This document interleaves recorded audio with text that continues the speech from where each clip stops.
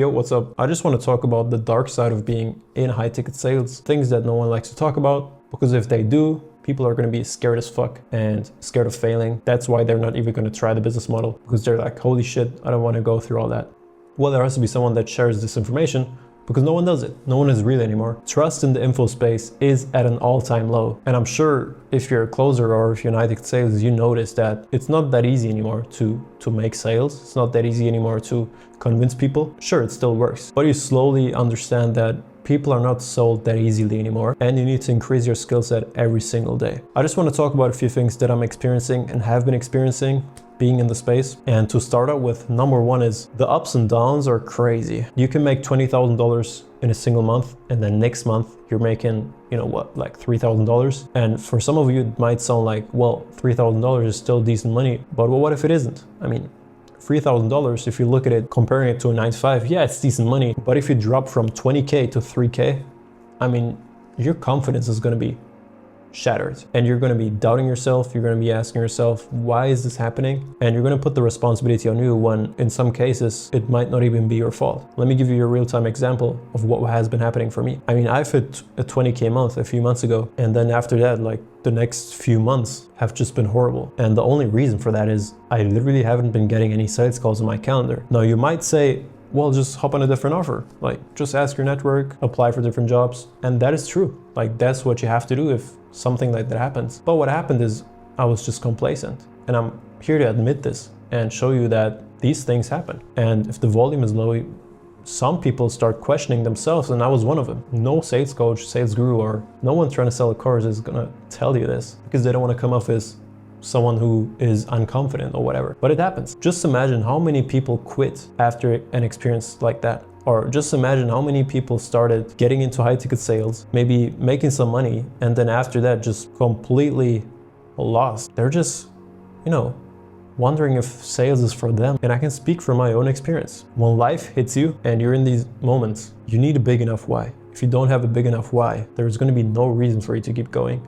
No reason for you to keep trying, no reason for you to believe in yourself if you don't have a big enough why. If you don't have that fire within you, you're not gonna make it. Simple as that. And you only see the winners, you don't see the losers.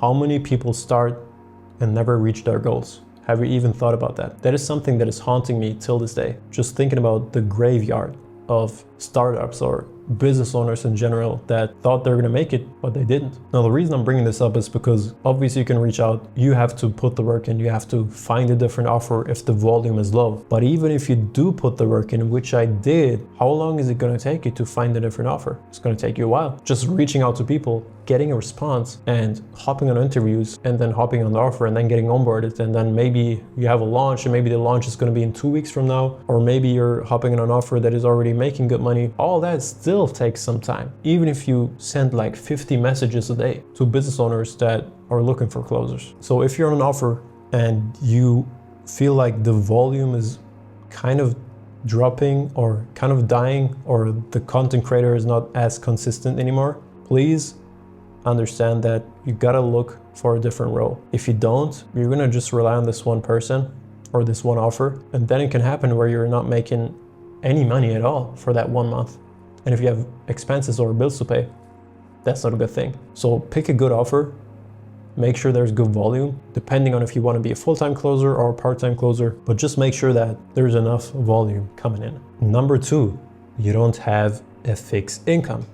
Everything is commission. If you have a sickness or maybe something is going on in your personal life and you're not able to perform at your highest level, guess what? You're not going to make as much money in that month. So you got to be on top of your game. You got to understand that this game is really about competition. This game is really about being sharp, and the prospects are looking for a leader. If you're having personal issues, if for whatever reason you're not feeling that confident that day or something has happened, prospect is going to notice and not going to buy. That's why it's not a safe job like a 9 to 5 where you have your fixed income, no commission, but you know, okay, next month I'm going to be able to pay rent. And especially if you made your first dollars and you move out of your hometown or you move out from your parents' house, you got rent to pay. And what I see many times is people make some money, they move out, and then what? They spend all their hard-earned money on stupid meme coins or clubbing in Miami, and now they're broke. Don't make that stupid mistake. Always know this is a risky job. Third thing, well, if you're starting out, you're probably gonna hop on an offer and maybe you'll be fired, and then you have to search for a different offer. And all these experiences can crush your confidence. I've seen it over and over again. People becoming a closer, finally getting that opportunity and then fumbling the bag because they don't have enough skill set. If you actually have a mentor, if you have someone that looks over your shoulder, of course that shouldn't happen, but it can happen. It's not the mentor's fault. If you're on the offer and it's your first ever offer, it's your first time ever just doing online business, well, you're gonna be scared a little bit because it's your first time. You can go through the theory, you can role play for 10 hours a day, but at the end of the day, you're now doing something that you have never done before. You're talking to real prospects and you might fumble the bag. Your close rate might suck. You might have a 20%, 15%, or even 8% close rate, and you're gonna get fired. And now you're in that same position. For example, if you quit your job to hop on that offer and now you got fired, you don't have any income. So please don't make that mistake and just jump straight into something if you don't know that it's going to work and if you have expenses to pay, because that can lead you to a bad situation and you don't want that to happen. I don't want that to happen for you. Well, the fourth thing is people underestimate the work you have to put in to even hit 10K per month. Like I remember hitting my first 10K month and I was slaving away. Like you're going to work more than someone who's just making a 9 to 5, especially if you're just starting out, because your skill set may not be the best. You need way more calls than a skilled expert to hit 10K a month. If you've been in this space for 1, 2, 3 years, yeah, you can hit 10K a month easier because you don't need to take as many calls as someone who's just starting out and needs more leads to hit 10K a month. So you can expect to work anywhere from 6 to 10 hours or even 12 hours a day to even hit 10K a month, if that's your goal. So it's not like you're making 2 calls sitting at a beach and traveling the world and taking a few sales calls and making 10K a month. That's not the case. So don't have that stupid idea in mind. Oh, I just want location freedom. I just want to work a few hours a day and become rich. No one has ever worked a few hours a day and became rich. That is bullshit. You have to be committed to something, committed to mastery, and put the work in. Otherwise, you're just going to be one of these people that potentially quit because you're not reaching your goals, and then you're wondering, why am I not successful? Don't be that person. Fifth, it's not fun. Why do I say it's not fun? That's just my personal experience. To be honest, I don't know anyone that has fun every single day. It's like with anything, even LeBron James. I mean, do you think he enjoys basketball every single day? Probably not. He has to do training, he has to show up early, wake up early, have a clean diet, be disciplined. At some point it's gonna be routine, yes, but really enjoying it, just sitting there, having the passion to be a closer. For some people that may be the case, but for some people like myself, including myself, that hasn't been the case. And I actually hated sales for a very long time until I figured out sales actually pays for my rent. Sales is the way out. Sales increases your confidence. Sales changes your fucking life if you commit. I've done cold calling, I've done door to door, and you can imagine that sucks. Like getting rejected every single day. No one wants to be rejected every single day. But just putting yourself in these situations to even get rejected, it's like the more you get rejected, the less you care. Because with every no, you're closer to a yes. And if you decide to fall in love with the game, you're gonna be unstoppable, and there isn't really much competition. Well, the sixth thing is being on a bad offer or being surrounded by people that are likely to betray you. In general, just being on an offer where they don't care about morals. The product is absolutely dog shit. They don't care about it. Everyone wants to make money quick. Even the influencer, even the growth operator, even the sales manager, and no one cares about the product. If you're on an offer like that, get the fuck out of it. It's just gonna waste your energy, drain you, and leave you scarred and make you feel like you don't ever want to be in sales again. There are many ways how you can identify a bad offer. First of all, having a bad product, the thing I just talked about. Having a bad team is the second thing. Just having people that want to make money quick. Well, the third thing is being on an offer that only runs paid traffic. There are offers out there, obviously, that just do paid traffic and they're doing well, but you got to ask yourself, do you want to be on an offer with paid traffic? Because it's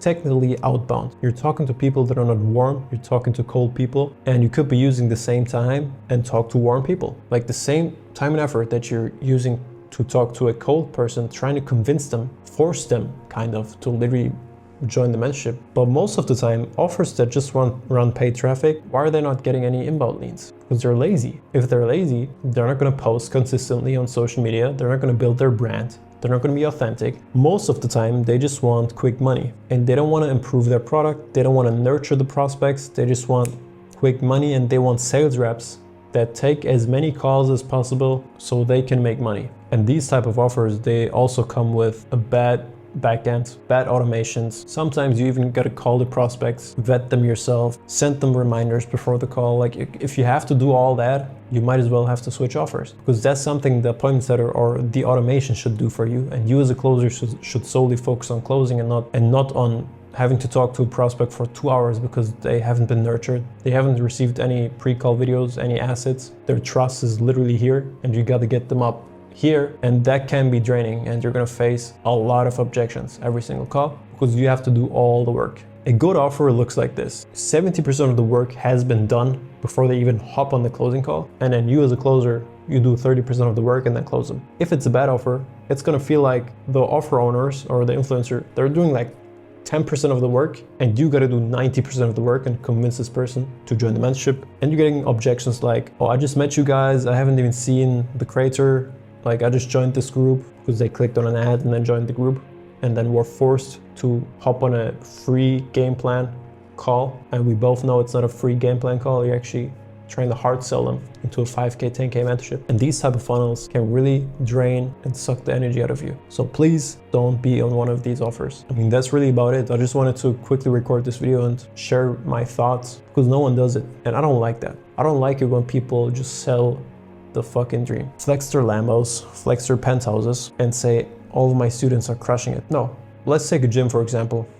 Let's say 1,000 people sign up. How many of these 1,000 people do you believe are gonna have a good body after a year? Maybe 100, and 900 will make it. It's the same thing with trying a business model or joining a mentorship. What if it doesn't work out? Have you ever thought about it? I don't say this to demotivate you, or I don't say this to tell you you're not gonna make it. But to be one of the top 1%, you gotta be different than the 99%.